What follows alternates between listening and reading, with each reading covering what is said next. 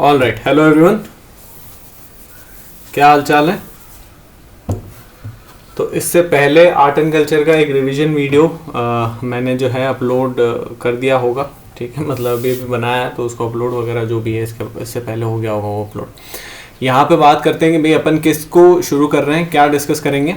तो देखो भाई, ज्योग्राफी अपन यहाँ पे डील कर रहे हैं, है ना। और ज्योग्राफी के अंदर क्लाइमेटोलॉजी, क्लाइमेट वाला जो पार्ट है, ठीक है, क्लाइमेट वाले पार्ट को अपन ने पिक करा है। उस क्लाइमेट वाले पार्ट के अंदर अभी अपन किस सेक्शन के अंदर है, तो अभी अपन elements of weather and climate के अंदर है, ठीक है। Elements of weather and climate, एक बेसिक आपको इंट्रो दे देता हूँ, आइडिया दे देता हूँ कि भाई एग्जैक्टली अपन है कहाँ पर, ठीक है। Elements of weather and climate के ऊपर है। Elements of weather and climate के अंदर कौन कौन से एलिमेंट्स आते हैं भाई, तो एलिमेंट्स इसके अंदर जैसे कि प्रेशर आ जाता है, टेम्परेचर आता है, इंसोलेशन वगैरह आता है ना। तो टेम्परेचर इंसोलेशन से अपन शुरू करते हैं। टेम्परेचर इंसोलेशन के बाद अपन प्रेशर के ऊपर आते हैं। प्रेशर किससे अपन जो है विंड वगैरह के ऊपर जाते हैं, और फिर आगे ह्यूमिडिटी वगैरह, क्लाउड वगैरह, वो आगे आती जाती चीज़ है ना। तो टेम्परेचर और इंसोलेशन वाला पार्ट अपना कंप्लीट हो चुका है। हीट, इंसोलेशन, टेम्परेचर, ठीक है, ये सनशाइन वगैरह, ये वाला पार्ट अपना पूरा कंप्लीट हो चुका है। अब अपन किस चीज को डील कर रहे हैं, तो भाई अब अभी अपन प्रेशर की बात कर रहे हैं, ठीक है।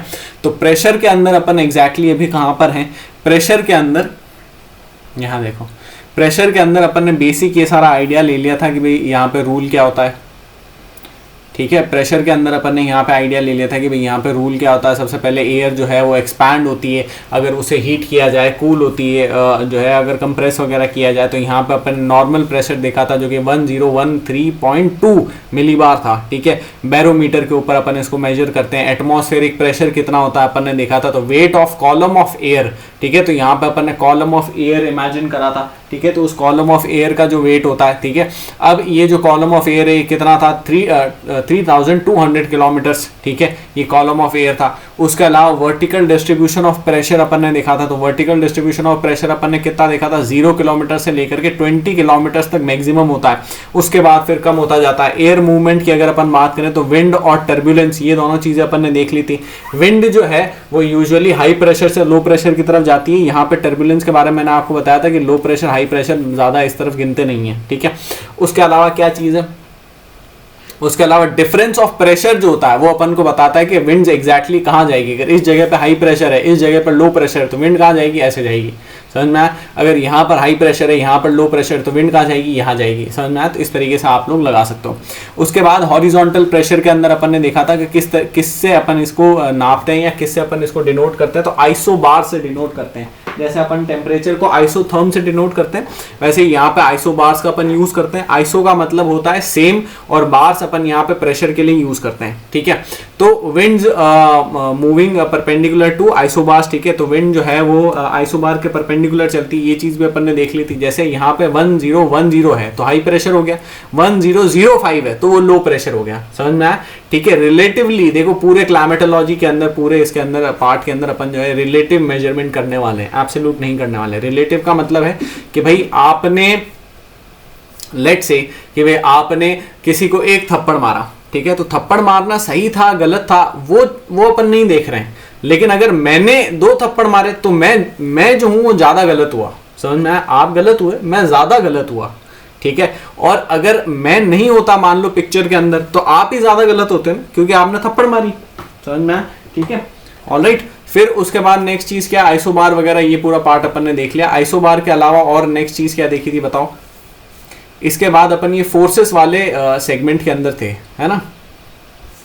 फोर्सेस वाले सेगमेंट के अंदर थे, जहां पे अपन ने देखा था कि कौन कौन सी फोर्स जो है वो अफेक्ट करती है विंड को, विंड मूवमेंट को कौन कौन सी फोर्स अफेक्ट करती है। तो ड्राइविंग फोर्सेस देखी थी और स्टीयरिंग फोर्सेस देखी थी। ड्राइविंग फोर्सेस वो होती है जो उसको जो है ड्राइव करती है, ठीक है, विंड को ड्राइव करती है, एक जगह से दूसरी जगह तक ले जाती है, ठीक है। स्टीयरिंग फोर्सेस जो है वो इसी का डायरेक्शन चेंज करती है या फिर उसके अंदर ब्रेक वगैरह लगाती है, उसके डायरेक्शन वगैरह को रोकती है, ठीक है। तो दोज आर स्टीयरिंग फोर्सेस। तो कौन कौन सी है भाई driving forces? Driving forces are pressure gradient force and gravity, which are steering forces. Steering forces are Coriolis and frictional force, समझ में आया, ठीक है। देन अपन ने पीजीएफ के बारे में समझा था। व्हाट इज पीजीएफ भाई?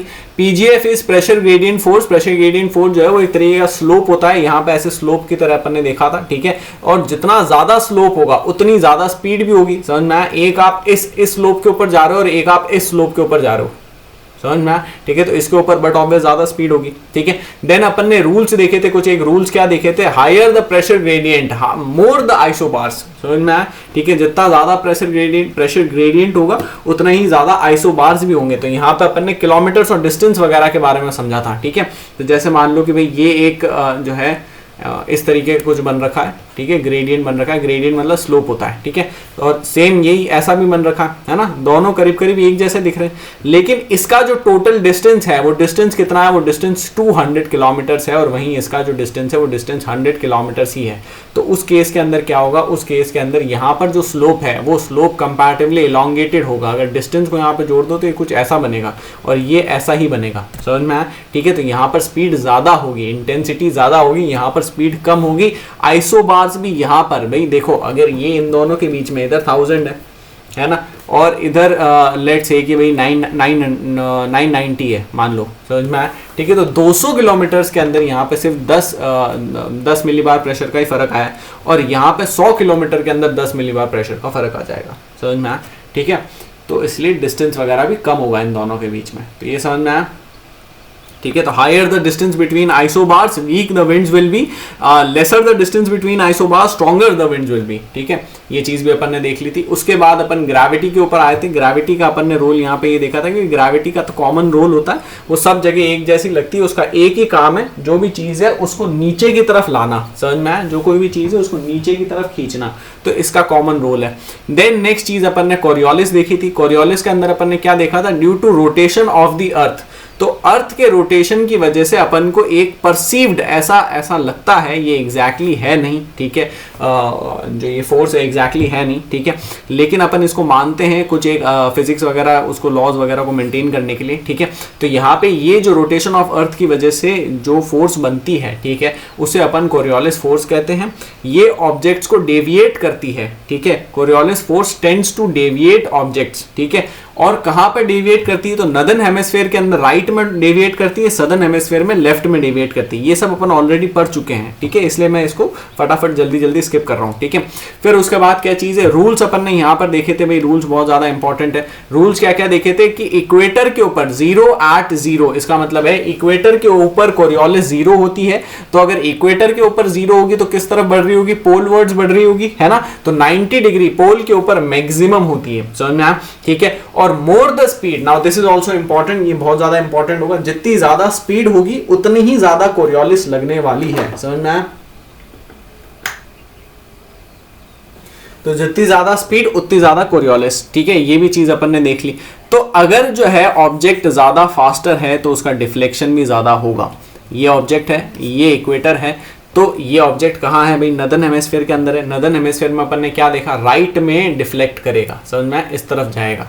और सदर्न हेमिस्फीयर में एग्जैक्टली कहाँ जाएगा, सदर्न हेमिस्फीयर में भी ये जो है अपने लेफ्ट में डिफ्लेक्ट करेगा, भी नहीं आएगा, ठीक है, ये अपने लेफ्ट में डिफ्लेक्ट करेगा तो भी यहीं जाएगा, ठीक है, क्योंकि ये अब की बार इसका लेफ्ट है, ठीक है, गुड। फिर उसके बाद क्या चीज है, फ्रिक्शनल फोर्स की अगर अपन बात करें तो फ्रिक्शनल फोर्स क्या करता है, ये ऑब्जेक्ट को स्लो डाउन करता है, समझ में आया, ठीक है। फ्रिक्शन का सिर्फ एक ही काम होता है कि जो भी ऑब्जेक्ट है उसकी स्पीड को कम कर दिया जाए। तो यहाँ पे समझना, अगर स्पीड और फ्रिक्शन का लेना देना है और स्पीड और कोरियोलिस का लेना देना है, तो क्या कोरियोलिस और फ्रिक्शन का लेना देना नहीं है? है, बिल्कुल है, समझ में आया। तो higher the friction lesser the speed will be, therefore more the friction lesser the Coriolis, समझ में आया। जितना ज्यादा फ्रिक्शन लगेगा उतनी कम स्पीड, देयरफॉर कम कोरियोलिस, समझ में आया, क्योंकि इनके बीच में तो डायरेक्ट रिलेशन है, इनके बीच में इनवर्स रिलेशन है, समझ में आया, ठीक है। उसके अलावा क्या चीज है भाई, डायरेक्शन की अगर अपन बात करें तो फ्रिक्शन हमेशा कोरियोलिस के अपोजिट लगती हुई दिखाई देती है। तो नदर्न हेमिस्फीयर में कहां लगेगी, लेफ्ट में, और सदर्न हेमिस्फीयर में कहां लगेगी, राइट में, समझ में आया, ठीक है। कंबाइंड रूल्स की अगर अपन बात करें कि भाई कंबाइंड रूल्स, ठीक है, कंबाइंड रूल्स इन दोनों के क्या जो है, दोनों के नहीं, सिर्फ प्रेशर ग्रेडियंट और कोरियोलिस और जो फ्रिक्शनल फोर्स है, इन दोनों के, इन तीनों के क्या लगता है। तो एक चीज याद रखना है, जो फ्रिक्शनल फोर्स है ये सिर्फ 2 से 3 किलोमीटर तक ही लगती है, समझ में आया, ठीक है। सरफेस के ऊपर सिर्फ 2 से 3 किलोमीटर तक ही लगती, उसके बाद नहीं लगती, क्योंकि 2 से 3 किलोमीटर के अंदर ही मैक्सिमम जितना भी मटीरियल्स वगैरह होते हैं, पार्टिकल्स वगैरह होते हैं, वो मैक्सिमम जो है 2 से 3 किलोमीटर के अंदर होते हैं। उसके बाद फिर 10 किलोमीटर के अंदर होते हैं, 10 किलोमीटर्स के बाद आपको बहुत ज़्यादा रेरिफाइड पार्टिकल्स मिलने वाले थ्रू आउट, स्ट्रेटोस्फेयर, मीजोस्फेयर, सबके अंदर बहुत ज़्यादा रेरिफाइड, वो अपन जो है एटमॉस्फेरिक लेयर्स वगैरह, स्ट्रक्चर ऑफ एटमॉस्फेयर के अंदर ये पूरा पार्ट अपन डिस्कस कर चुके हैं। मतलब मैक्सिमम जो फ्रिक्शन है वो कहाँ है, 2 से 3 किलोमीटर में। ये जितने भी पेड़ हैं, पौधे हैं, ये वो जो भी चीज़ें हैं, डस्ट वगैरह जो भी चीज़ें, बिल्डिंग्स वगैरह, वो सारी की सारी 2 से 3 किलोमीटर की हाइट के अंदर ही आ जाती है, समझना। उसके ऊपर बहुत ज़्यादा नहीं है, ऑल्दो है 10 किलोमीटर तक काफ़ी कुछ है फिर भी, ठीक है। चलो फिर उसके बाद क्या चीज़ है, तो सबसे पहली बात इक्वेटर के ऊपर क्या चीज़ होगी। मान लो यहाँ पे अपन सरफेस की बात कर रहे हैं, 2 से 3 किलोमीटर ऊपर, अपर एटमॉस्फेयर की बात नहीं कर रहे हैं, सरफेस की बात कर रहे हैं। अगर सरफेस को देखें तो इक्वेटर के ऊपर क्या है, कोरियोलिस नहीं होगी। अगर कोरियोलिस नहीं है भाई, इक्वेटर के ऊपर तो कोरियोलिस नहीं लगती, पढ़ा ना अपन ने, है ना। तो अगर इक्वेटर पे कोरियोलिस नहीं है तो सिर्फ पीजीएफ लगेगी, ये भी नहीं लग रहा, फ्रिक्शन भी नहीं लग रहा है क्योंकि सरफेस के ऊपर है। तो अगर पीजीएफ लगेगी, अगर सिर्फ प्रेशर ग्रेडियंट फोर्स लगेगी तो क्या होगा, विंड जो है वो अपने थियोरेटिकल मोशन के अंदर चलेगी हाई टू लो, सिंपल, और कुछ भी चीज़ नहीं होगी। यहाँ पर हाई जो है अपना प्रेशर है, ठीक है, 1010 है मान लो, ठीक है, और यहाँ पर मान लो कि भाई 990 मान लो, ठीक है, जो भी। अब 900 वगैरह नहीं ले सकते, बहुत ज़्यादा कम हो जाता है, ठीक है, तो उतना नहीं है, ठीक है, लेकिन चलो 990 मान लो। तो अगर 990 वगैरह में मान ले तो वो कहाँ जाएगी भाई, हाई टू लो जाएगी, ये इस तरीके से ग्रेडियंट बनेगा, सिंपल है। फिर उसके बाद इक्वेटर को छोड़ दो, इक्वेटर के अलावा इलाकों में क्या कोरियोलिस लगेगी, बिल्कुल लगेगी, लेकिन अभी भी अपन सरफेस ही लेते हैं, समझ में आया, ठीक है। सॉरी अगेन, अपर एटमॉस्फेयर ले रहे हैं, सरफेस नहीं ले रहे हैं। सरफेस के ऊपर तो लग रही है, ठीक है, फ्रिक्शनल फोर्स लग रही है, अपर एटमॉस्फेयर ले रहे हैं, अबव 2 to 3 किलोमीटर्स, ठीक है। तो अगर अबव अपर एटमॉस्फेयर की बात करें तो यहाँ पे कोरियोलिस लगेगी और पीजीएफ भी लगेगी, है ना। जब कोरियोलिस और प्रेशर ग्रेडियंट फोर्स ये दोनों लगेगी तो अपन को क्या चीज़ मिलेगी, जियोस्ट्रॉफिक विंड्स मिलेगी। नाउ जियोस्ट्रॉफिक विंड्स मेरे ख्याल से अपन ने डिस्कस नहीं करा है, ठीक है। तो जियोस्ट्रॉफिक विंड से यहाँ से अपन को डिस्कस करना है, ठीक है। Let's start. तो एक बार बेसिक आइडिया तो आपको समझ में आया कि भाई अपन प्रेशर के अंदर क्या पढ़ रहे हैं, क्या नहीं पढ़ रहे हैं, है ना। अब जियोस्ट्रॉफिक विंड्स को शुरू करते हैं, आराम से जियोस्ट्रॉफिक विंड्स लेते हैं। चलो भाई, what are geostrophic winds. Geostrophic winds जो है, पहली कंडीशन तो ये है कि ये जो जियोस्ट्रॉफिक विंड्स है ये अपर एटमॉस्फेयर के अंदर होती है, समझ में, लोअर एटमॉस्फेयर में नहीं देखने को मिलती। दूसरी बात ये है, भली नदर्न हेमिस्फीयर हो या फिर सदर्न हेमिस्फीयर हो, अभी समझ में आएगा ऐसा क्यों हो रहा है, ठीक है। भली नदर्न हेमिस्फीयर हो या फिर सदर्न हेमिस्फीयर हो, ये जो विंड है ये विंड वेस्ट टू ईस्ट ही जाती है, ठीक है। अभी देखेंगे ऐसा क्यों हो रहा।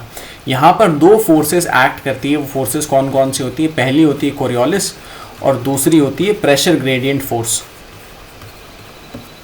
Now understand what is geostrophic winds.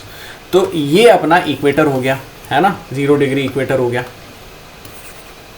ठीक है, ठीक है, ये इक्वेटर हो गया। अब इक्वेटर के ऊपर तो अपन ने देखा कि भाई कोरियोलिस वगैरह नहीं लग रही है ना। इक्वेटर के ऊपर तो अपन ने ये समझ लिया कि कोरियोलिस नहीं लग रही है, तो क्या चीज़ होगी, तो इक्वेटर से आप थोड़ा सा 5-10 डिग्री ऊपर ले लो, समझना। और लेट से कोरियोलिस भली लगे नहीं लगे, लेकिन विंड तो यहाँ पे चलेगी। तो ज़मीन के ऊपर ये तो अपन भाई ऐसे देख रहे हैं इसको, चलो मैं ऐसे दूसरे तरीके से समझाता हूँ। इसी को अगर अपन साइड व्यू से देखें, जैसे मान लो कि भाई ये अर्थ है और अपन इस अर्थ को जो है, बहुत ज़्यादा बढ़िया अर्थ बनी, तो इस अर्थ को जो है अपन साइड में से देख रहे हैं, ठीक है। अगर इस अर्थ को अपन साइड में से देखेंगे तो यहाँ पर 0 डिग्री इक्वेटर है, यहाँ पर 30 डिग्री है ना। जब अपन ने बेसिक एक जो पूरा का पूरा सर्कुलेशन वगैरह एक बेसिक आइडिया तो लिया ही है, समझे ही है ना। तो जब बेसिक आइडिया समझा तो यहाँ पे क्या होगा, यहाँ पे लो प्रेशर क्रिएट हुआ होगा। लो प्रेशर क्यों क्रिएट हुआ होगा, क्योंकि गर्मी बहुत ज़्यादा है, तो गर्मी ज़्यादा के केस में यहाँ पर लो प्रेशर क्रिएट होगा। लो प्रेशर क्रिएट होने की वजह से हवा जो है ऊपर जाएगी। तो अभी अपन अपर एटमॉस्फेयर की बात कर रहे हैं, तो हवा ऊपर चलेगी। फिर अपन ने देखा था कि एकदम ऊपर तो जाती नहीं जाएगी, एक पॉइंट तक रुक जाएगी, है ना। और वो पॉइंट क्या है, ट्रोपोपॉज है ना, ठीक है। तो उस पॉइंट तक रुक गई, फिर क्या चीज़ होगी, फिर ये हवा जो है इधर और इधर स्प्रेड करेगी, ठीक है। तो यहाँ पर क्या बनेगा, हाई प्रेशर बनेगा। तो अपन यहीं से शुरू करते हैं, ठीक है। ये अपर एटमॉस्फेयर है। इस अपर एटमॉस्फेयर के अंदर 0 डिग्री इक्वेटर है, इक्वेटर के ऊपर हाई प्रेशर बना हुआ है, यहाँ तक विंड ऊपर चढ़ी है। ऊपर चढ़ने के बाद वो स्प्रेडिंग करेगी, तो इधर और इधर जाएगी, ठीक है।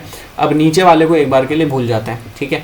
जब ऊपर जाएगी तो ऊपर जाने के बाद थोड़ी कुछ 5-1 डिग्री तक तो सीधी सीधी चलेगी, ठीक है, क्योंकि यहाँ पे कोरियोलिस नहीं लग रहा है, सिर्फ हाई टू लो जाना है। ऊपर हाई प्रेशर बना हुआ है, है ना। लो प्रेशर के जस्ट ऊपर हाई प्रेशर बना हुआ होगा, ठीक है, अपर एटमॉस्फेयर में। तो ऊपर हाई प्रेशर बना हुआ है, जहां कहीं भी लो प्रेशर होगा उसकी तरफ इसको जाना है, ठीक है, सिंपल सी बात है। लेकिन क्या होता है, 5 डिग्री क्रॉस करने के बाद में इसको सीधा जाना था, लेकिन ये सीधा नहीं जाती और डिफ्लेक्ट करने लगती है।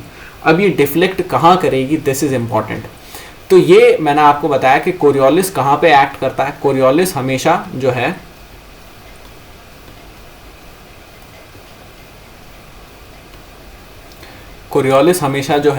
कहाँ पे एक्ट करता है बताओ, अपने राइट में एक्ट करता है। नदर्न हेमिस्फीयर, अगर नदर्न हेमिस्फीयर है तो ऑब्जेक्ट के राइट में एक्ट करेगा। तो ये अगर ऑब्जेक्ट है तो ये इसका राइट हुआ, ये इसका लेफ्ट हुआ, है ना, राइट एंड लेफ्ट, ठीक है। तो ये अगर अपने राइट में एक्ट करेगा तो कोरियोलिस इसको यहाँ पर खींचेगी।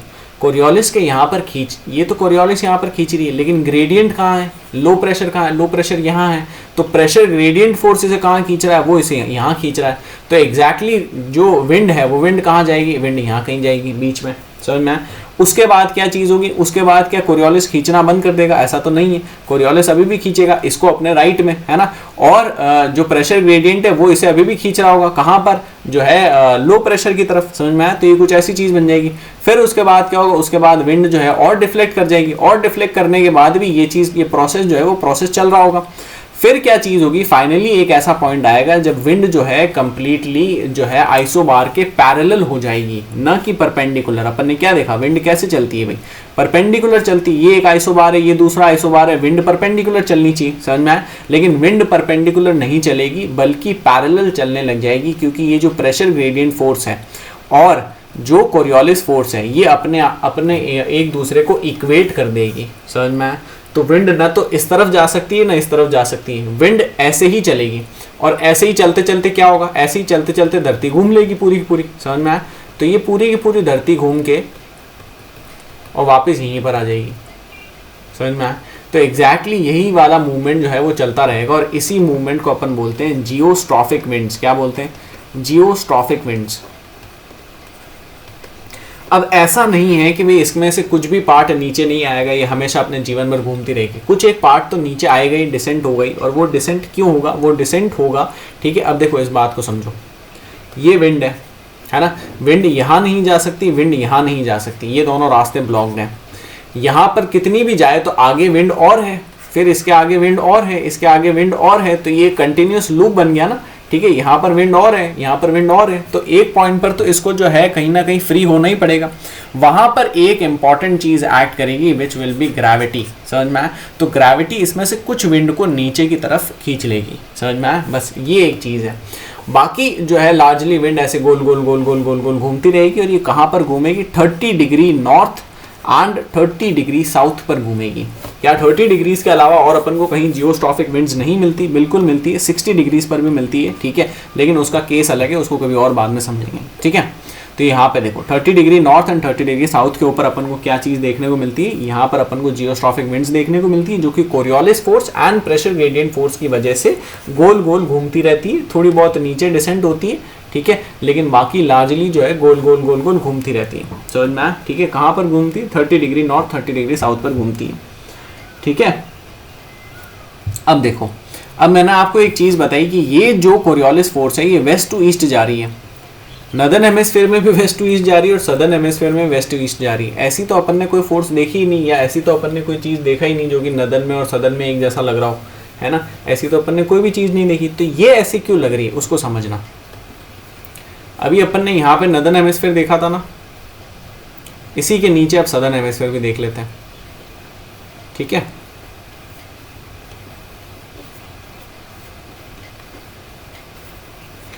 तो भाई ये लो, ये इक्वेटर हो गया, ये सदर्न हेमिस्फीयर होगा। सदर्न हेमिस्फीयर के अंदर वापस क्या होगा, 5 डिग्री तक तो ये सीधी सीधी जाएगी। 5 डिग्री तक सीधी सीधी जाने के बाद क्या होगा, 5 डिग्री तक सीधी सीधी जाने के बाद यहाँ पर कोरियोलिस एक्ट करेगी। और कोरियोलिस विंड के कहाँ एक्ट करेगी, लेफ्ट में एक्ट करेगी, समझ में आया, ठीक है। सदर्न हेमिस्फीयर के अंदर कोरियोलिस जो है विंड के लेफ्ट में एक्ट करती है। विंड का लेफ्ट क्या हुआ, ये हुआ। ये क्यों हुआ, ये क्यों नहीं हुआ, क्योंकि विंड का लेफ्ट है। एरो देखो, समझ में आया। इसको अगर आप देखोगे तो आप इसके फेस से देखोगे, अगर इसकी आंखें यहाँ पर है, समझ में आया, इसका नाक मुंह वगैरह अगर इसका यहाँ पर है तो इसका लेफ्ट क्या हुआ, इसका लेफ्ट ये हुआ। इसका लेफ्ट ये था, इसका लेफ्ट ये होगा, समझ में आया। तो ये अपने लेफ्ट में लगेगी, प्रेशर ग्रेडियंट जहां पर लग रहा है प्रेशर ग्रेडियंट वहीं लगेगा, और इसी तरीके से विंड जो है वापस से सेम मिरर इमेज बन जाएगी, समझ में आया। जैसे यहाँ पे एक मिरर इमेज बनी, जैसे यहाँ पर एक इमेज बनी, उसकी same exactly copy mirror image यहाँ पर भी बन जाएगी, और विंड जो है ऐसे गोल गोल गोल गोल घूमने लग जाएगी, समझ में, और गोल गोल गोल गोल घूम के वापस वहीं पर आ जाएगी। तो दिस इज नथिंग बट जो है जियोस्ट्रॉफिक विंड्स, समझ में, ठीक है। इसके अंदर अगर कुछ भी डाउट वगैरह हो तो जो है कमेंट सेक्शन के अंदर लिख देना। वीडियो अगर आपको अच्छा लग रहा हो तो वीडियो को लाइक करें, वीडियो अच्छा नहीं लग रहा है वीडियो को डिसलाइक करें, वीडियो भी लंबा चलने वाला है, ठीक है।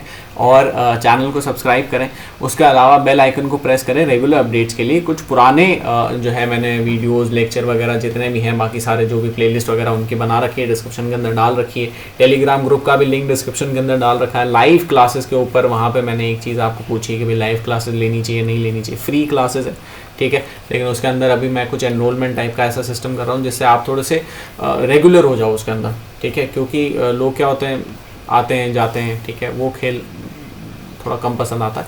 बाकी ठीक है, फ्री क्लासेस है, ऐसा कुछ इशू नहीं है। चलो व्हाट एल्स, यहाँ पे जो है जियोस्ट्रॉफिक विंड्स तो आपको समझ में आ गया। अब जियोस्ट्रॉफिक विंड्स के अलावा कोरियोलिस का एक इफेक्ट समझना और बहुत ज़्यादा इंपॉर्टेंट है साइक्लोन्स के ऊपर, ठीक है। साइक्लोन्स के ऊपर क्या इफेक्ट समझना इंपॉर्टेंट है। देखो कोरियोलिस जो है वो इक्वेटर के ऊपर नहीं लगता है ना, ठीक है, इसको समझना। कोरियोलिस इक्वेटर के ऊपर नहीं लगता है, ये अपन ने देख लिया, इसीलिए इक्वेटर के ऊपर साइक्लोन्स नहीं होते हैं, समझ में। अभी ये पूरा प्रोसेस देखकर अपन को क्या समझ में आया कि अगर विंड को गोल गोल घूमना है तो उसको क्या चीज़ चाहिए, कोरियोलिस चाहिए। क्या चीज़ चाहिए, कोरियोलिस चाहिए। अगर कोरियोलिस नहीं है तो साइक्लोन होगा क्या, विंड गोल गोल गोल गोल घूमेगी क्या, नहीं घूमेगी। कोरियोलिस कहाँ पर नहीं है, इक्वेटर पे नहीं है, समझ में आया। Therefore there are no cyclones at equator as no Coriolis to make loop, समझ में आया, ठीक है। एट सरफेस, वहीं सरफेस की अगर अपन बात करें, अब देखो ये प्रेशर ग्रेडियंट वगैरह ये सब तो चीज़ें अपनी हो गई अपर एटमॉस्फेयर के अंदर। अगर सरफेस पे देखें इक्वेटर को छोड़ के, तो क्या कोरियोलिस है, हाँ है। क्या प्रेशर ग्रेडियंट फोर्स है, हाँ है। क्या फ्रिक्शनल फोर्स है, हाँ है। इसीलिए सरफेस के ऊपर अपन को जियोस्ट्रॉफिक विंड्स नहीं देखने को मिलती। देखो भाई, अगर सरफेस के ऊपर भी यही चीज़ हो रही हो कि ये विंड ऐसे जाएगी और ऐसे गोल गोल गोल गोल घूमती रहेगी, तो उस केस के अंदर तो कुछ हो ही नहीं सकता ना, ठीक है, यही चीज़ चलती रहेगी, कुछ भी प्रोसेस वो अनएंडिंग प्रोसेस है।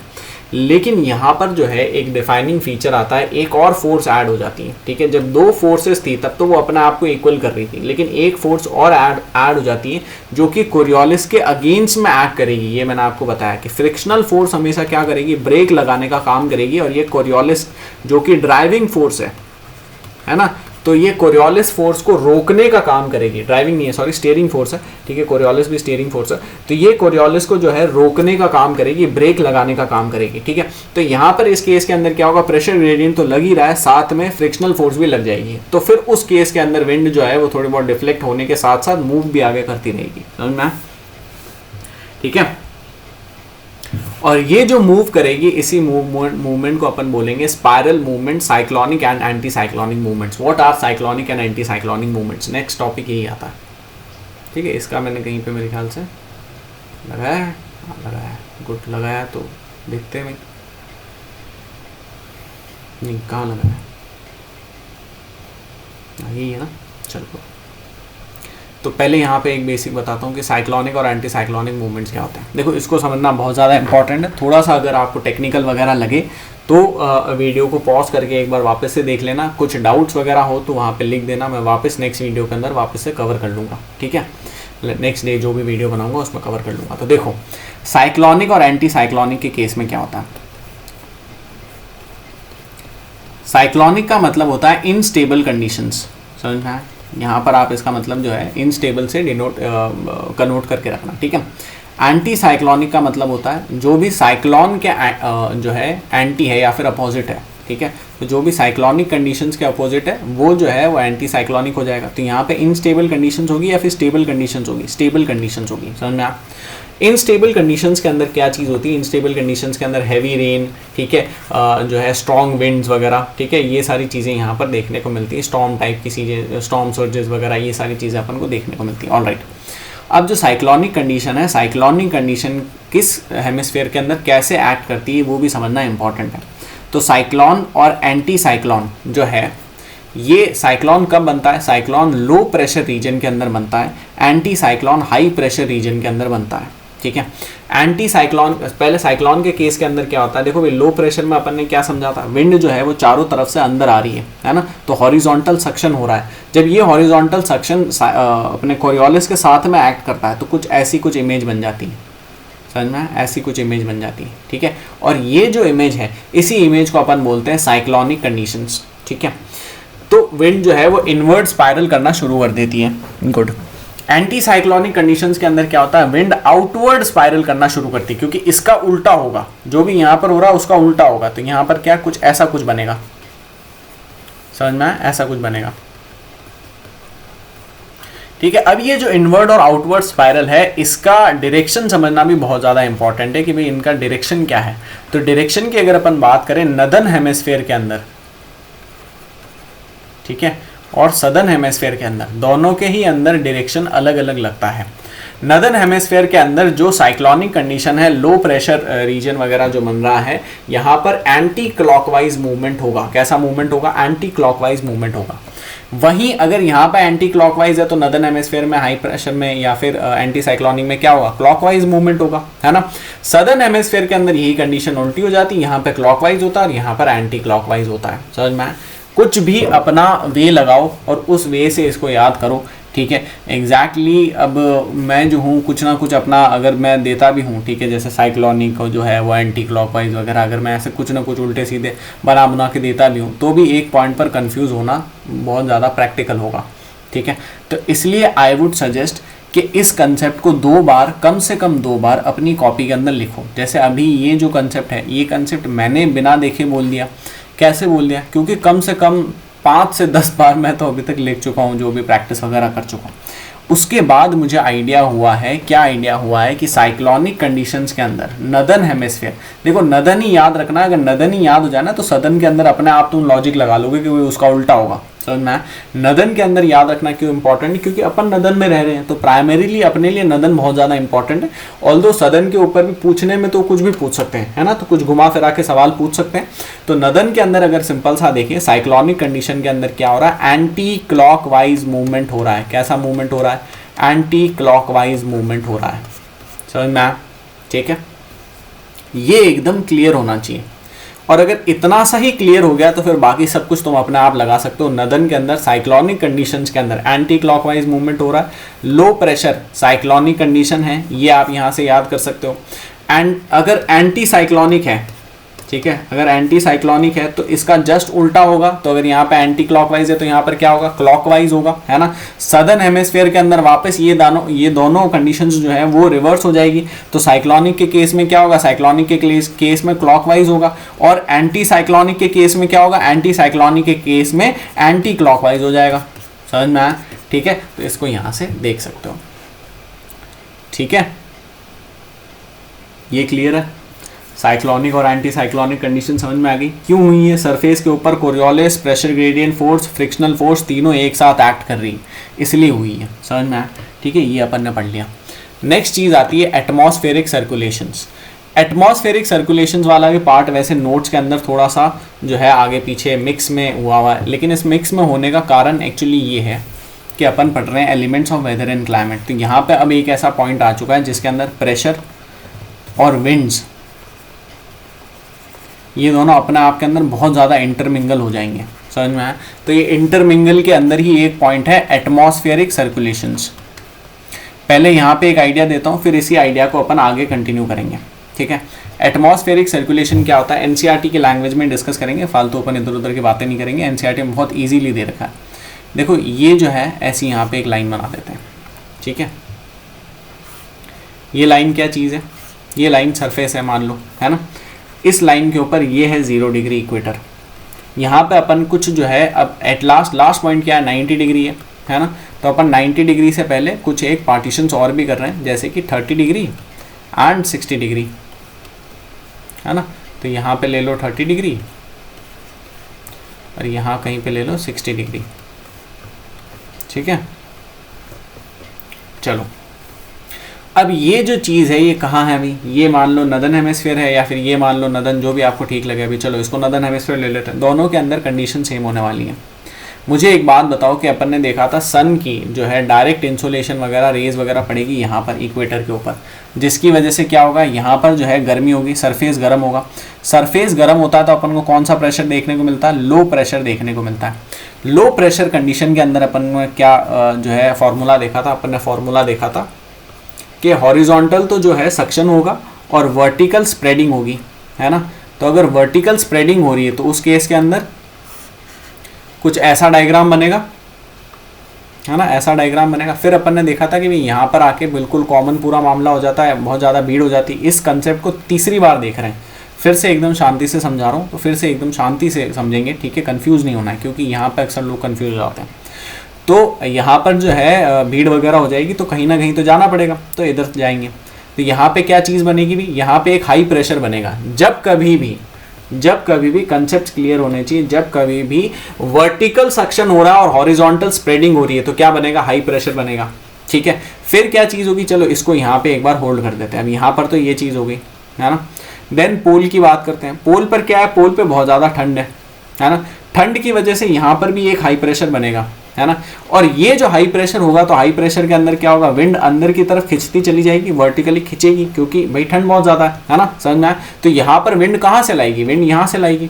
तो यहाँ देखो कि भाई अगर वर्टिकल स्प्रेडिंग हो रही है, हॉरिजॉन्टल सक्शन हो रहा है, तो यहाँ पर क्या बन रहा है, लो प्रेशर बन रहा है। लेकिन ये लो प्रेशर एक मैकेनाइज्ड लो प्रेशर है, ये थर्मल हाई प्रेशर है, ये भी थर्मल लो प्रेशर है, और ये भी जो है मैकेनाइज्ड हाई प्रेशर है। तो ये तो कंडीशन ठीक है, यहाँ तक तो सब समझ में आ गया। लेकिन ऐसा तो है नहीं कि भाई ये विंड जो है अपने आप आगे से आगे बढ़ती रहेगी, चलती रहेगी, खेल होता रहेगा, है ना। इस केस के अंदर कुछ और इम्पॉर्टेंट चीज़ें भी होगी, जैसे ये विंड जो है यहाँ पर जाएगी, है ना, और ये विंड यहाँ से आएगी। तो इन दोनों केस के अंदर क्या हो रहा है, यहाँ पर खाली मामला हो गया, है ना, और इधर बहुत ज़्यादा मामला इकट्ठा हो गया। जब मामला इकट्ठा हो जाता है तब क्या होगा, यहाँ से भी मामला उठने लगेगा, है ना, ठीक है, यहाँ से भी विंड उठने लगेगी, ठीक है। तो इधर अगर हॉरिजॉन्टली सक्शन हो रहा है और फिर विंड उठ रही है तो ये क्या बन रहा है, लो प्रेशर बन रहा है। लेकिन थर्मल टेम्परेचर की वजह से बन रहा है या फिर मैकेनिकल रीजन्स की वजह से बन रहा है, मैकेनिकल रीजन्स की वजह से बन रहा है, समझ में। उसके बाद यहाँ पर क्या है, इन दोनों जगहों पर हाई प्रेशर बनेगा। क्यों हाई प्रेशर बनेगा, क्योंकि स्प्रेडिंग हो रही है, देखो स्प्रेडिंग हो रही है, समझ में आया। तो स्प्रेडिंग के केस में यहाँ पर हाई प्रेशर बन गया, दोनों ही केसेस के अंदर, समझ में आया। तो ये हाई प्रेशर हो गया। अब हाई प्रेशर हवा कहाँ से लाएगा भाई, यहाँ से लाएगा, है ना, ऊपर से लाएगा। ये अपन ने हाई प्रेशर का कैरेक्टरिस्टिक देखा था। तो हाई प्रेशर के कैरेक्टरिस्टिक के अंदर अपन को ये एक पूरा सेल मिल गया था, ये एक पूरा सेल मिल गया था। जब इन दोनों को अपन जोड़ देंगे यहाँ से, ठीक है, क्योंकि इधर लो प्रेशर और इधर हाई प्रेशर है, हाई टू लो विंड जाएगी, तो ये हाई टू लो विंड चली गई। हाई प्रेशर के ऊपर क्या चीज़ बनेगी, हाई प्रेशर के ऊपर लो प्रेशर बनेगा, लो प्रेशर के ऊपर हाई प्रेशर बनेगा, समझ में आया, ठीक है। घने सारे प्रेशर हो गए ना ठीक है। तो उस केस के अंदर क्या चीज़ होगी, वापस से हाई टू लो विंड जाएगी, ठीक है। यहाँ पर क्या चीज़ होगी, वापस से लो प्रेशर बनेगा, है ना। और या चलो इतना ही देख लो, अगर इतना भी समझ में आया तो फिर बाकी की आप कहानी लगा सकते हो ऑटोमेटिकली। तो क्या चीज़ हो रही है भाई, ये सर्कुलेशंस हो रहे हैं। टोटल कितने सर्कुलेशंस हैं, 1 2 और 3, समझ में आया। यही 3 सर्कुलेशंस यहाँ पर भी लगते हैं, 1 2 और 3। और इन 3 सर्कुलेशंस को अपन क्या नाम देते हैं, पहले सर्कुलेशन को, एक पूरा सेल बन गया ना, ये देखो ये एक पूरा सेल बन गया, ठीक है। तो इस पूरे सेल को अपन क्या बोलते हैं, हेडले सेल बोलते हैं। क्या बोलते हैं भाई, हेडले सेल बोलते हैं। नोट्स बनाते जाएंगे साथ साथ में। दूसरा जो है वो है फेरल सेल। कौन सा सेल है, फेरल सेल। और तीसरा है पोलर सेल। कौन सा सेल है, पोलर सेल। तो ये ट्राई सेल्यूलर मॉडल है, इसे ही अपन एटमॉस्फेरिक सर्कुलेशन कहते हैं। इन्हीं के अंदर प्राइमरी विंड्स वगैरह आएगी, इसी के अंदर प्लानिटरी विंड्स आएगी, ग्लोबल विंड्स आएगी, ठीक है। तो ये पूरा का पूरा कंसेप्ट आएगा, यहीं पर ढंग से समझ लेना। इसके अंदर अगर कुछ भी डाउट हो वापस से पीछे करो, वापस से देखो, ठीक है। अब समझो यहाँ पर ये जो विंड यहाँ पर नीचे आई है, तो ये क्यों नीचे आई है, ग्रेविटी की वजह से नीचे आई है, समझ में आया, ठीक है। ग्रेविटी का अपन ने रोल देखा ही था। तो ये जो विंड है क्यों नीचे आएगी, ग्रेविटी की वजह से नीचे आएगी। ये ऊपर क्यों जाएगी, मैकेनिकल रीजन्स की वजह से जाएगी, क्योंकि यहाँ पर भीड़ बहुत ज़्यादा हो गई है, समझ में आया, और ऊपर कमी हो गई है, ठीक है। तो उसको ऊपर की कमी को भरने के लिए यहाँ पे जो है हवा जो है वो राइज अप होगी, समझ में आया, ठीक है।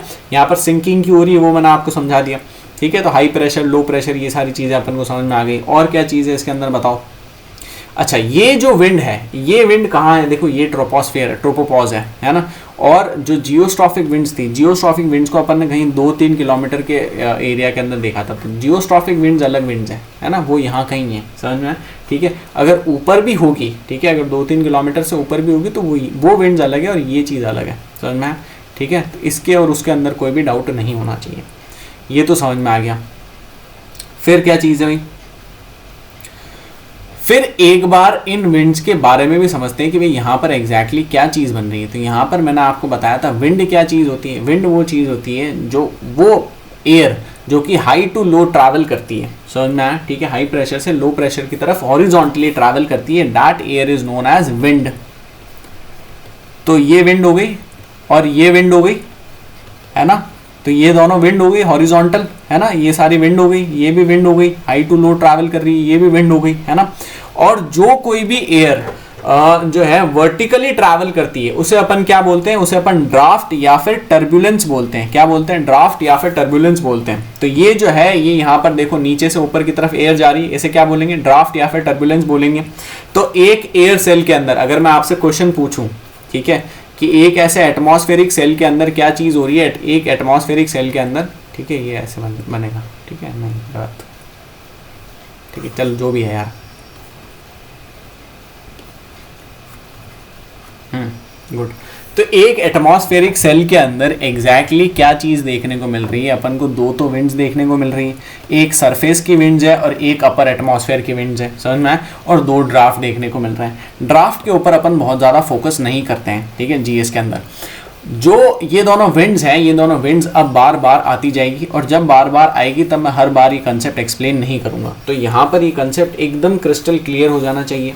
आगे अगर ये कंसेप्ट आएगा तो मैं आपको ये रेफर कर सकता हूँ कि भाई ये वाला वीडियो एक बार वापस से देख लो, ठीक है, ये वीडियो आप देख लेना। चलो, पोलर सेल वगैरह ये सब आपको समझ में आ गया, Hadley cell, Ferrel cell, polar cell, है ना, कैसे बना है वो समझ में आ गया। डिसेंडिंग वगैरह मैंने आपको बता दिया। जियोस्ट्रॉफिक विंड्स यहाँ पे अपन कैलकुलेट काउंट नहीं कर रहे हैं।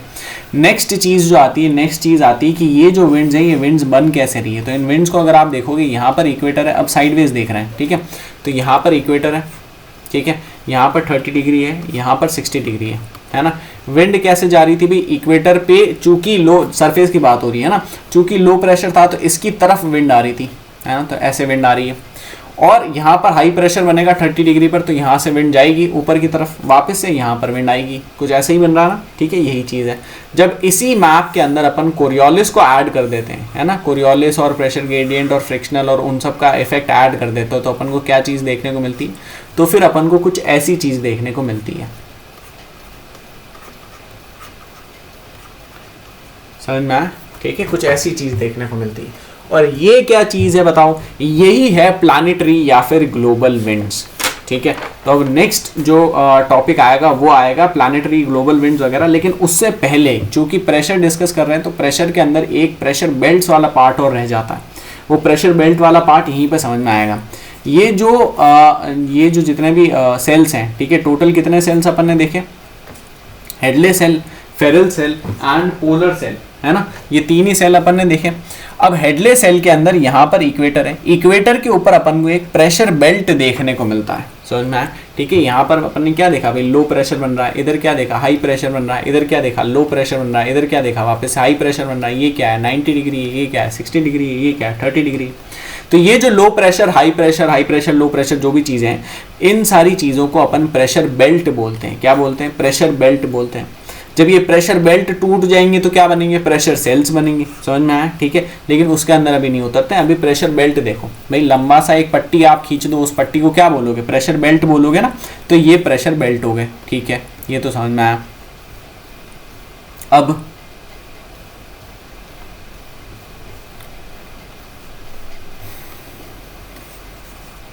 अब देखो, ये जो प्रेशर बेल्ट हैं, तो टोटल कौन कौन से प्रेशर बेल्ट्स बन रहे हैं। सबसे पहले यहाँ पे लो प्रेशर बेल्ट है, इस लो प्रेशर बेल्ट को अपन बोलते हैं इक्वेटोरियल लो प्रेशर बेल्ट, ये पहला हो गया। दूसरा होता है यहाँ पर सब ट्रॉपिकल हाई प्रेशर बेल्ट, तो ये दूसरा हो गया। तीसरा होता है सब पोलर लो प्रेशर बेल्ट, समझना, ठीक है, ठीक है, ये तीसरा हो गया। चौथा होता है अपना पोलर हाई प्रेशर बेल्ट, ठीक है, तो ये चौथा हो गया। एकदम सिंपल है, इनको रटना किसी को भी नहीं है। सब ट्रॉपिकल आप समझते हो, सब पोलर आप समझते हो। लॉजिक क्या है देखो भाई, 66 डिग्री तक, 66.5 डिग्री तक अपन पोलर रीजन मानते हैं। उसके बाद का रीजन क्या हुआ, सब पोलर हुआ। 23.5 डिग्री तक अपन क्या मानते हैं, 23.5 डिग्री तक अपन ट्रॉपिकल रीजन मानते हैं। उसके बाद का रीजन क्या हुआ, सब ट्रॉपिकल रीजन हुआ। समझ में आया? तो सब ट्रॉपिकल, सब पोलर, ये समझ में आया। हाई प्रेशर क्यों हो रहा है, यहाँ दोनों जगह मैकेनिकल कारण है ना, इन दोनों जगह थर्मल कारण है।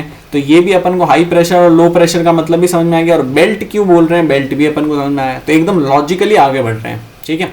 तो ये भी चीज़ हो गई। फिर उसके बाद क्या चीज़ अपन को देखने को मिलती है, तो टोटल ये 4 ही प्रेशर बेल्ट्स देखने को मिलते हैं धरती के ऊपर। समझ में आया? नहीं, गलत जवाब। इसके बाद भी तो धरती है, ठीक है, इसके बाद भी धरती है। लेकिन यहाँ पर समझो कि इक्वेटर तो काउंट कर लिया है, 90 डिग्री वापस से यहाँ पर लगेगा, लेकिन इक्वेटर अपन ने ऑलरेडी काउंट कर लिया है। तो सेकेंड बेल्ट यहाँ पर बनेगा 30 डिग्री पर, थर्ड बेल्ट यहाँ पर बनेगा 60 डिग्री पर। समझ में आया?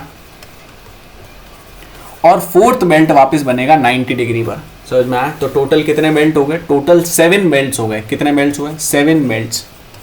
तो 7 प्रेशर बेल्ट्स हो गए। नाम वही है, नाम सेम है, नाम को आप वापस यहाँ से देख सकते हो, ठीक है। तो नाम सेम है, 7 प्रेशर बेल्ट्स हो गए, ठीक है।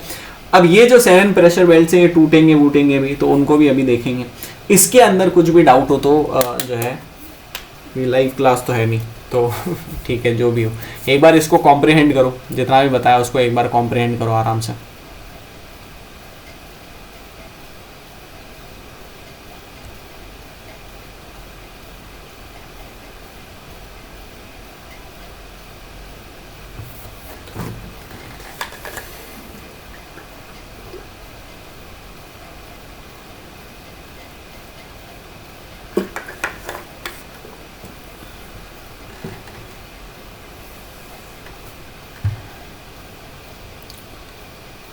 समझ में आया? ठीक है, इसमें अगर कुछ भी डाउट्स वगैरह हो तो लिख देना आराम से, ज़्यादा शर्मा शर्मी का खेल खेलने की कोई ज़रूरत नहीं है ठीक है। और ज़्यादा जो है वैसे इशू कुछ आएगा नहीं, क्योंकि अभी थोड़ा सा वीडियो इसको आगे कंटिन्यू करेंगे। उसके बाद फिर मैं जो है वीडियो को यहाँ पे बंद करके एक मैं भी एक ब्रेक ले लूँगा। उसके बाद फिर अपन विंड्स वगैरह डिस्कस करेंगे, विंड्स का क्या सीन है, ठीक है। चलो लेट्स स्टार्ट। तो ये प्रेशर बेल्ट का पूरा सीन समझ में आया। अब प्रेशर बेल्ट के साथ में ही 2 चीज़ें और आती है, एक होता है शिफ्टिंग ऑफ प्रेशर बेल्ट और एक होता है breaking of pressure belt. Shifting of pressure belt को अपन कहते हैं माइग्रेशन ऑफ प्रेशर बेल्ट। समझ में आया? तो माइग्रेशन ऑफ प्रेशर बेल्ट, भाई माइग्रेशन क्यों बोल रहे हैं, एक जगह से दूसरी जगह जो शिफ्ट हो रहा है, जो जा रहा है, तो उसे अपन माइग्रेशन ही कहेंगे ना, ठीक है। और ब्रेकिंग तो ब्रेकिंग ही है, ठीक है, तो ब्रेकिंग ही। अब ये माइग्रेशन वगैरह क्यों बता रहा हूँ, एनसीईआरटी के अंदर माइग्रेशन लिख रखा है, तो वहाँ पे कंफ्यूज नहीं होना है। चक्कर ये है कि जो एनसीईआरटी है लैंग्वेज बहुत टफ है, खासकर 11th क्लास की जो एनसीईआरटी है, जब मैंने फर्स्ट टाइम पढ़ी थी तो मुझे लक्ष्मीकांत से ज़्यादा टफ लगी थी ठीक है, आज भी मुझे इससे थोड़ा डर लगता है। तो खैर माइग्रेशन इसकी अगर अपन बात करें तो माइग्रेशन, प्रेशर बेल्ट का माइग्रेशन, देखो भाई कैसे माइग्रेशन होगा यहाँ पे समझो। लॉजिक समझना इंपॉर्टेंट है, बाकी सब फालतू चीज़ें हैं। इधर देखो क्यों हो रहा है भाई, यहाँ पे लो प्रेशर क्यों बन रहा है, इधर लो प्रेशर है, क्यों बन रहा है लो प्रेशर, यहाँ पे कारण देखा ना अपन ने, ये वाला कारण। ये कारण क्या है बताओ, सूरज है ना, सूरज की इंसोलेशन आ रही है जिस वजह से यहाँ पे लो प्रेशर बन रहा है। गर्मी हो रही है, गर्मी होने की वजह से इक्वेटर के ऊपर लो प्रेशर बन रहा है ना, ठीक है। More the temperature lower the pressure will be, ठीक है। तो यहाँ पे गर्मी होने की वजह से प्रेशर बन रहा है, लो प्रेशर बन रहा है ना। तो लो प्रेशर अगर मान लो कि भाई सूरज यहाँ पर शिफ्ट करेगा, और इसीलिए अपन ने अर्थ साइंसेस वाले टॉपिक के अंदर सोलिस्टिस और इक्विनॉक्स और सूरज की जो है अपेरेंट पोजीशन पूरी डिस्कस करी थी। तो उस अपेरेंट पोजीशन के अंदर अपन ने क्या देखा था कि भाई सूरज जो है कुछ ऐसे ऐसे ट्रैवल करता है ना, साइन वेव के अंदर ट्रैवल करता है। तो जब साइन वेव के अंदर सूरज ट्रैवल करेगा तो वो कभी इधर और कभी इधर शिफ्ट होगा, ठीक है। Tropic of Cancer, tropic of Capricorn की तरफ शिफ्ट होगा। जब सूरज शिफ्ट होगा तो उसके साथ में क्या होगा, लो प्रेशर शिफ्ट नहीं होगा, बिल्कुल होगा। यहीं पे कंसेप्ट समझ में आता है अपन को ITCZ का, ठीक है। ITCZ is very important, ITCZ का कंसेप्ट। ITCZ क्या चीज होती है, इंटर ट्रॉपिकल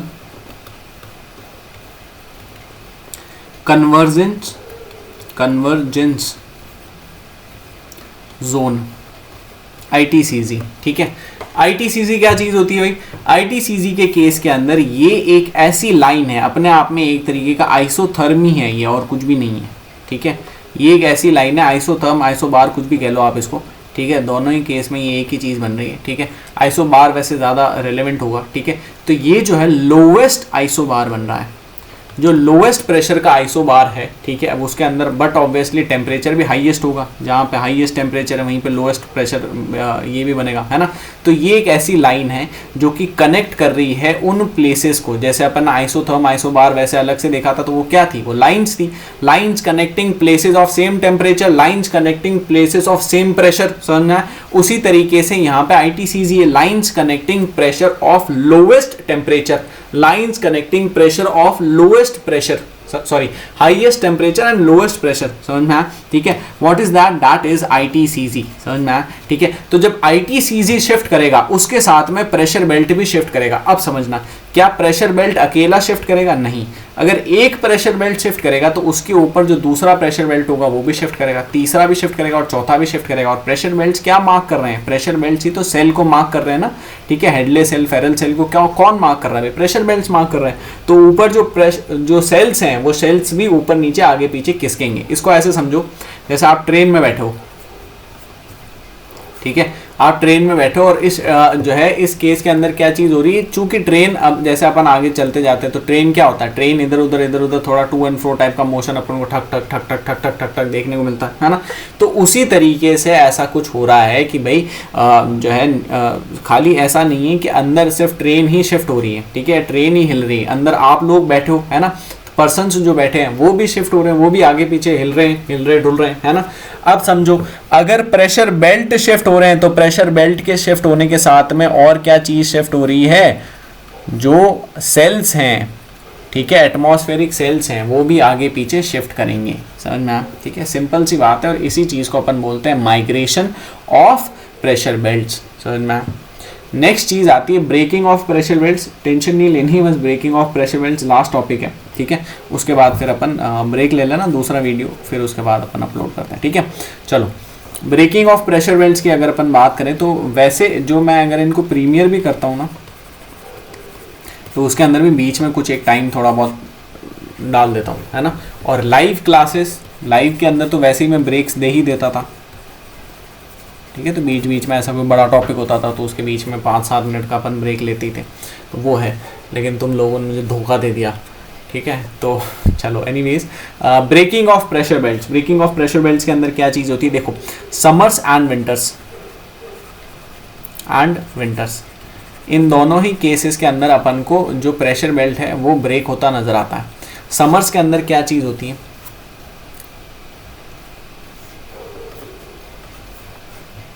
ये कॉन्टिनेंट अपन ने ऐसा कुछ मॉडल कॉन्टिनेंट देखा था। इस मॉडल कॉन्टिनेंट के अंदर यहाँ पे इक्वेटर बांट लिया था, इधर 30 डिग्री हो गया, 30 डिग्री के अलावा यहाँ कहीं पर 60 डिग्री हो गया, समझ में आया, ठीक है। अब क्या चीज़ हो रही है? अब यहाँ पर क्या चीज़ बनेगी भी? सबसे पहले मुझे बताऊँ, यहाँ पर जो है लो प्रेशर बनेगा, उसे अपन क्या बोलेंगे? Equatorial low pressure belt, good. फिर उसके बाद यहाँ पर क्या बनेगा? हाई प्रेशर बनेगा। यहाँ पर क्या बनेगा? वापस से हाई प्रेशर बनेगा। इधर क्या बनेगा? लो प्रेशर बनेगा, समझ में। तो ये कुछ सारे बेल्ट्स हैं। अब क्या होता है? कॉन्टिनेंटैलिटी इफेक्ट जब अपन ने समझा था और मैरीटाइम इफेक्ट जब अपन ने समझा था, तब अपन ने देखा था कि कॉन्टिनेंट्स के अंदर क्या चीज़ होती है? टेम्परेचर जल्दी जो है बढ़ेगा, जल्दी कम भी होगा और ज़्यादा बढ़ेगा, समझ में आया। ओशियंस के मुकाबले ज़्यादा बढ़ेगा और जो है जल्दी वापस ठंडा भी होगा। जब ठंडा होगा तब ठंडा भी ज़्यादा होगा, समझ में आया, ठीक है। और मैरीटाइम इफेक्ट के अंदर अपन ने क्या देखा था? मैरीटाइम इफेक्ट के अंदर अपन ने मॉडरेटिंग इफेक्ट देखा था। मॉडरेटिंग इफेक्ट का क्या मतलब होता है? मॉडरेटिंग इफेक्ट का मतलब होता है कि टेम्परेचर बहुत ज़्यादा बढ़ेगा भी नहीं, ठीक है, बहुत ज़्यादा कम भी नहीं होगा, बहुत जल्दी बढ़ेगा भी नहीं, बहुत जल्दी कम भी नहीं होगा। यहीं पे अपन ने कोरल्स वगैरह के बारे में भी समझा था कि एक बेसिक उनका भाई क्यों ऐसा एक्वेटिक लाइफ जो होती है, बायोडाइवर्सिटी वगैरह, उनकी क्यों कैपेसिटी कम होती है, इसलिए क्यों पूरा वो थ्रेट वगैरह अपन ने देख लिया था, गुड। तो अब यहाँ पे क्या चीज़ हो रही है? चूँकि समर्स के अंदर, है ना, समर्स के अंदर चूँकि समर्स के अंदर क्या चीज़ होगी? समर्स के अंदर बहुत ज़्यादा गर्मी पड़ेगी। कहाँ पर गर्मी पड़ेगी? तो इस रीजन के अंदर कहीं बहुत ज़्यादा गर्मी पड़ेगी। इसका रीजन अपन ने समझा था, यहाँ पे क्लाउड्स वगैरह हैं, यहाँ पर थोड़ा कंपैरेटिवली पानी है, यहाँ पर कॉन्टिनेंट ज़्यादा है ना। तो यहाँ पे गर्मी पड़ने की वजह से क्या होगा, जो हाई प्रेशर है, क्या वो हाई प्रेशर रह पाएगा? नहीं रह पाएगा, ये मैकेनिकल है, समझ में आया। तो इस हाई प्रेशर को बहुत ज़्यादा गर्मी, बहुत ज़्यादा टेम्परेचर जो है वो रेगुलरली तोड़ेगा, समझ में आया। तो टूटने की वजह से क्या चीज़ बनेगी, टूटने की वजह से यहाँ पे एक अलग डिफरेंट सेल क्रिएट हो जाएगा और उस सेल को अपन बोलेंगे लो प्रेशर सेल, समझ में आया, लो प्रेशर सेल, ना कि बेल्ट, ठीक है। और कौन सा लो प्रेशर होगा भाई, सब ट्रॉपिकल होगा, 30 डिग्री के ऊपर है ना, तो सब ट्रॉपिकल लो प्रेशर सेल। दूसरी तरफ यहाँ पर क्या चीज़ बन रही है,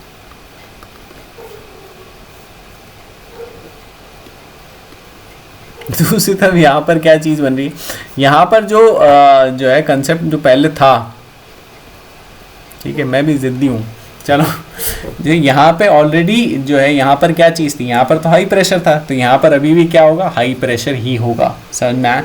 वहीं लो प्रेशर, अब ये तो समर्स का हो गया, ठीक है, ये समर्स की कंडीशन समझ में आई। विंटर्स के अंदर क्या होता है, विंटर्स यहाँ नहीं लगाएंगे, यहाँ पर सीन बिगड़ जाएगा, ठीक है, वापस से यहाँ पर लगाते हैं, ठीक है, नदर्न हेमिस्फीयर में ही लगाते हैं। तो नदर्न हेमिस्फीयर के अंदर अगर अपन देखेंगे तो नदर्न हेमिस्फीयर के अंदर क्या हो रहा है, नदर्न हेमिस्फीयर के अंदर क्या हो रहा है, ये 30 डिग्री हो गया, ये 60 डिग्री हो गया। अब 60 डिग्री वर्को हैंस वगैरह पूरा रीजन अपन ने देखा था कि वहाँ पर जो है ठंड बहुत ज़्यादा पड़ती है, -65 डिग्रीज तक आराम से चला जाता है। जब -65 डिग्रीज तक आराम से चला जाता है तो विंटर्स के अंदर भाई यहाँ पर क्या है, प्रेशर वैसे तो सेम है, इधर लो प्रेशर है, इधर हाई प्रेशर है, इधर लो प्रेशर है, इधर वापस से हाई प्रेशर है। ठंड के अंदर कौन सा प्रेशर होना चाहिए बताओ, ठंड के अंदर हाई प्रेशर होना चाहिए, लेकिन कौन सा बना हुआ है, लो प्रेशर बना हुआ है। तो ठंड क्या करेगी, इसको तोड़ेगी, समझ में आया, कॉन्टिनेंटैलिटी इफेक्ट इसको तोड़ेगा और ऐसा कुछ सेल बनेगा, समझ में आया। ये सेल देखो, ये मैं यहाँ पे कोस्ट के पास में नहीं बना रहा हूँ, ठीक है, क्योंकि वहाँ पे मैरीटाइम इफेक्ट लग जाता है, ठीक है। तो यहाँ पे इसको तोड़ेगा और यहाँ पे कौन सा जो है सेल, अगर ये टूटेगा, अगर बेल्ट टूटेगा तो वो टूट के क्या बन जाएगा, सेल्स बन जाएगा। तो लो प्रेशर जो है वो लो प्रेशर टर्न होके क्या बन जाएगा, हाई प्रेशर बन जाएगा। यहाँ पर भी क्या चीज़ होगी, यहाँ पर भी जो है ऑलरेडी लो प्रेशर जो था वो लो प्रेशर ही रहेगा। और चूंकि अब ये बेल्ट नहीं है, सेल है ना, तो इन सेल का नाम क्या होगा, सब पोलर लो प्रेशर सेल, सब पोलर हाई प्रेशर सेल, है ना, हाई क्यों है मैंने लॉजिक समझा दिया है ना, और सब पोलर लो प्रेशर सेल्स, समझ में आया। ये विंटर्स के अंदर हो रहा है।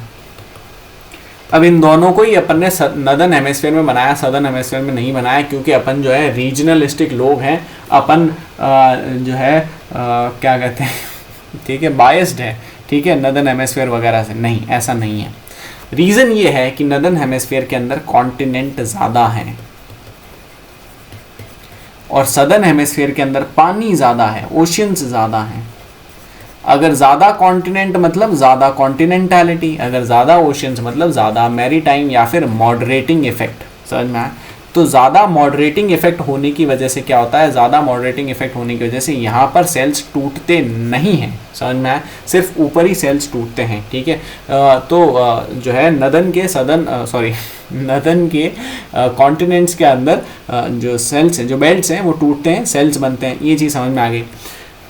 अब चूंकि यहाँ पर मॉडरेटिंग इफेक्ट है तो यहाँ पर क्या चीज़ होगी, विंड्स के ऊपर भी कोई रोल होगा, ठीक है। वो विंड्स का रोल अपन कहाँ पर देखेंगे, विंड्स का रोल अपन नेक्स्ट वीडियो के अंदर देखेंगे, जहाँ पर अपन डिस्कस करेंगे विंड्स को, ठीक है। विंड्स क्या है, वेदर एंड क्लाइमेट का नेक्स्ट टॉपिक है। आई होप ये पूरा का पूरा पार्ट आपको समझ में आया हो, इसके अंदर कुछ भी डाउट नहीं हो। इसके अंदर अपन ने क्या क्या डिस्कस करा, एटमॉस्फेरिक सर्कुलेशन वगैरह को उठाया, एटमॉस्फेरिक सर्कुलेशन में Hadley cell, Ferrel cell, polar cell, है ना, इन सबको देखा, ठीक है। जियोस्ट्रॉफिक विंड्स वगैरह का पूरा कंसेप्ट देखा, है ना। जियोस्ट्रॉफिक विंड जो है वेस्ट टू ईस्ट चलती है, वेस्ट टू ईस्ट भी कहाँ पे चलती है, दोनों हेमिस्फीयर में वेस्ट टू ईस्ट ही चलती है। क्यों वेस्ट टू ईस्ट चलती है, क्योंकि प्रेशर ग्रेडियंट फोर्स और कोरियोलिस फोर्स एक्ट कर रही होती है ना। उसके अलावा यहाँ पे Ferrel cell, Hadley cell, polar cell, ये ऐसे क्यों बनते हैं वो देखा, विंड क्या होती है, ड्राफ्ट क्या होता है वो देखा, टोटल कितने सेल होते हैं वो देखा, इन सेल्स के बीच में कौन से प्रेशर बेल्ट्स होते हैं वो देखा। अब ये जो प्रेशर बेल्ट है जब टूटते हैं तो प्रेशर सेल्स बनते हैं वो देखा, जब इनका माइग्रेशन होता है तो क्यों होता है, किस वजह से होता है, कैसे होता है वो देखा, और उससे क्या इफेक्ट होता है वो भी देख लिया, समझ में आया, ठीक है। तो आई होप इस पूरे पार्ट के अंदर आपको कुछ भी डाउट नहीं हो, मैं एकदम सिंपलिस्टिक मैनर के अंदर आई होप इसको समझा पाया हूँ। अगर फिर भी समझ में नहीं आया, फिर भी टेक्निकल लग रहा हो कि भाई यार पता नहीं क्या क्या हो गया, तो आई वुड सजेस्ट कि एक बार इसको पढ़ना, बुक से, NCERT से एक बार पढ़ना जो मैंने पढ़ाया उसको, और उसके बाद भी डाउट्स हो तो फिर तो आप लिखना, वैसे भी लिखना है ना, मैं नेक्स्ट वीडियो वगैरह के अंदर जिसमें भी उसको कवर कर लूँगा, ठीक है। Alright, thank you. अगर वीडियो अच्छा लगे तो वीडियो को लाइक करें, नहीं लगे डिसलाइक करें, शेयर करें ज़्यादा से ज़्यादा दोस्तों के साथ, चैनल को सब्सक्राइब करें, अगर नहीं करा अभी तक बेल आइकन को प्रेस करना ना भूलें। Thank you.